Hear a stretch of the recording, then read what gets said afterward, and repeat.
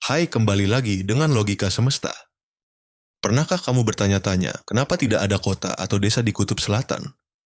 Kenapa manusia tidak bisa tinggal di sana seperti di tempat lain di dunia? Antartika adalah tempat terdingin di bumi. Suhu di musim dingin bisa mencapai minus 80 derajat Celcius, bahkan rekor terdingin yang pernah tercatat adalah minus 128,6 derajat Fahrenheit atau sekitar minus 90 derajat Celcius. Bayangkan, ini lebih dingin dari suhu nitrogen cair. Bahkan di musim panas, suhu rata-rata masih berada di bawah 0 derajat. Dengan suhu seperti ini, tubuh manusia bisa mengalami frostbite atau hipotermia hanya dalam hitungan menit.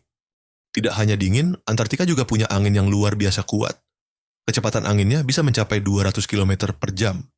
Bayangkan, ini setara dengan angin topan kategori 5. Badai salju yang ganas sering terjadi, membuat visibilitas hampir nol.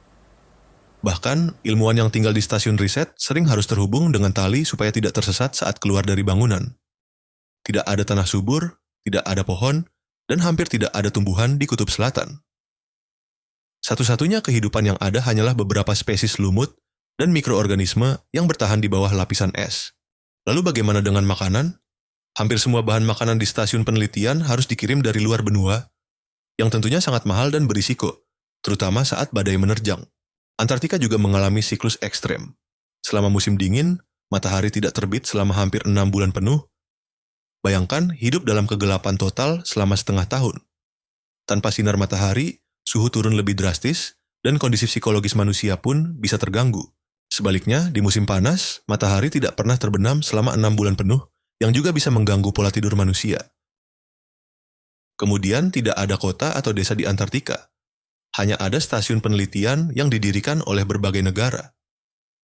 Stasiun ini dihuni hanya oleh ilmuwan dan peneliti, dan itu pun hanya dalam waktu terbatas. Transportasi ke sana juga sangat sulit. Tidak ada penerbangan komersial reguler, dan perjalanan ke Antartika hanya bisa dilakukan melalui kapal atau pesawat khusus yang hanya beroperasi dalam kondisi tertentu. Kalau manusia tidak bisa bertahan di Antartika, bagaimana dengan hewan? Beberapa hewan seperti penguin kaisar dan anjing laut Weddell memiliki adaptasi luar biasa. Mereka punya lapisan lemak tebal, bulu khusus, dan strategi bertahan hidup seperti berkumpul dalam kelompok untuk berbagi panas tubuh.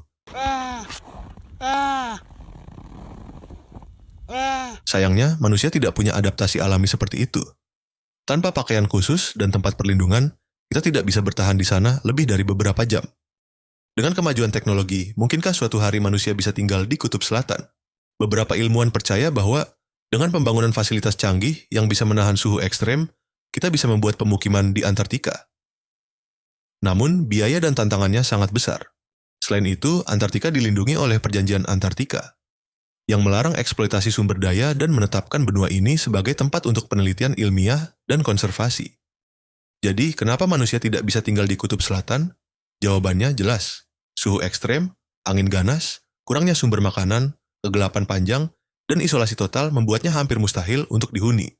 Meskipun begitu, Antartika tetap menjadi laboratorium alami yang luar biasa bagi para ilmuwan. Dan siapa tahu, di masa depan mungkin kita akan menemukan cara untuk hidup di tempat paling dingin di bumi ini. Kalau kamu diberi kesempatan tinggal di Antartika selama sebulan, apakah kamu berani mencobanya? Beritahu kami di kolom komentar. Jangan lupa like, share, dan subscribe untuk konten menarik lainnya. Sampai jumpa di video berikutnya.